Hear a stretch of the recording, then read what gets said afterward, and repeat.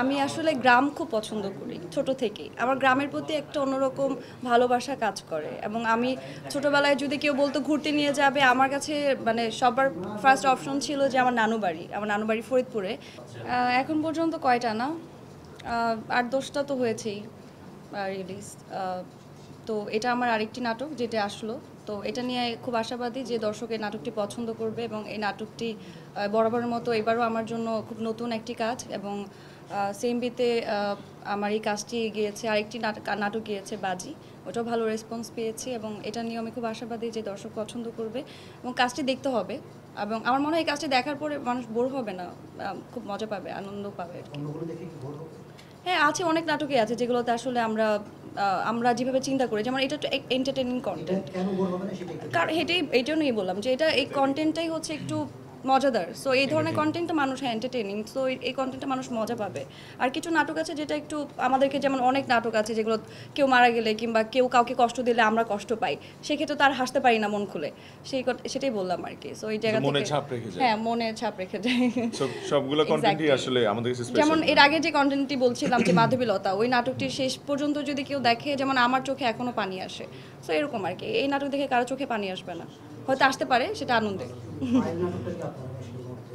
জি জি, পায়েল নামের নাটকটি, আচ্ছা না না এটা ওর না, ওর নামটা ইউজ করছে ওর পারমিশন ছাড়া।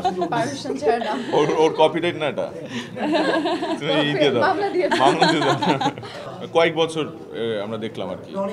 হ্যাঁ, আচ্ছা, এটার কারণ হচ্ছে যে আমি আসলে গ্রাম খুব পছন্দ করি ছোট থেকেই। আমার গ্রামের প্রতি একটা অন্যরকম ভালোবাসা কাজ করে এবং আমি ছোটবেলায় যদি কেউ বলতো ঘুরতে নিয়ে যাবে আমার কাছে মানে সবার ফার্স্ট অপশন ছিল যে আমার নানু বাড়ি ফরিদপুরে। একটা খুব সুন্দর গ্রাম আছে ওখানে। তো ছোট থেকে আমি গ্রাম ভালোবাসি এবং গ্রামের কাজগুলো আমি করতে আমার খুব ভালো লাগে এবং আমি শাবনূর আপুর অনেক বড় ফ্যান এবং তার অনেক নাটক সিনেমা দেখেছি, শুধু নাটক চলে আসে।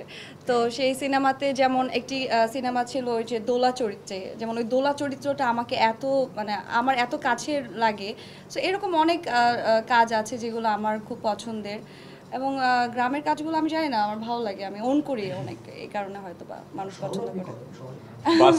হ্যাঁ সত্যি, এবং আমি খুব অবাক হয়েছি যে জোবান ভাইয়া এত দারুণ করেছে এবং আমাদের একসাথে বেশ কিছু সিন আছে যেগুলো দর্শক অনেক পছন্দ করেছে, আমাকে ডেকে ডেকে বলে। আমি বাসে সুপারভাইজার থাকি আর হচ্ছে ওয়াইফ থাকে আমার, এবং আমাদের কেমিস্ট্রিটা দর্শক খুব এনজয় করেছে এবং মানুষ এই নাটকটা প্রচুর প্রশংসা করেছে।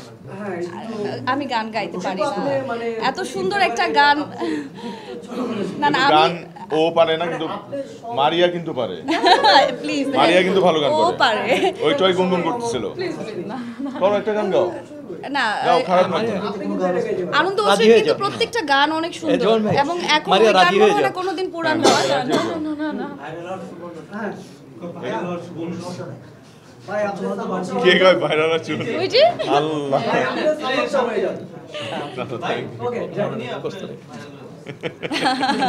জোবান ভাই একটু গান না। না তুমি তো গাইতে পারো, এর জন্য তুমি তো গুনগুন করছিলে একটু আমি আগে। তো দুটো লাইন বলতে পারবো, এর বেশি পারি না। তো দুটো লাইনই বলো। ওনার অভিনয়ে ইন্সপায়ার্ড, মানে এত অসাধারণ অভিনয় যেটা আসলে আমার মনে হয় না আমাদের বাংলাদেশের ইন্ডাস্ট্রিতে এখন পর্যন্ত ওনার মতো এরকম অভিনেতা আসতে পেরেছে, মানে সে একজনই। শেষ তো না,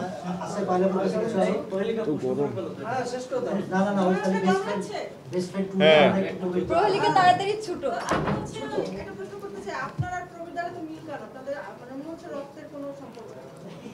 রক্তের বাঁধন।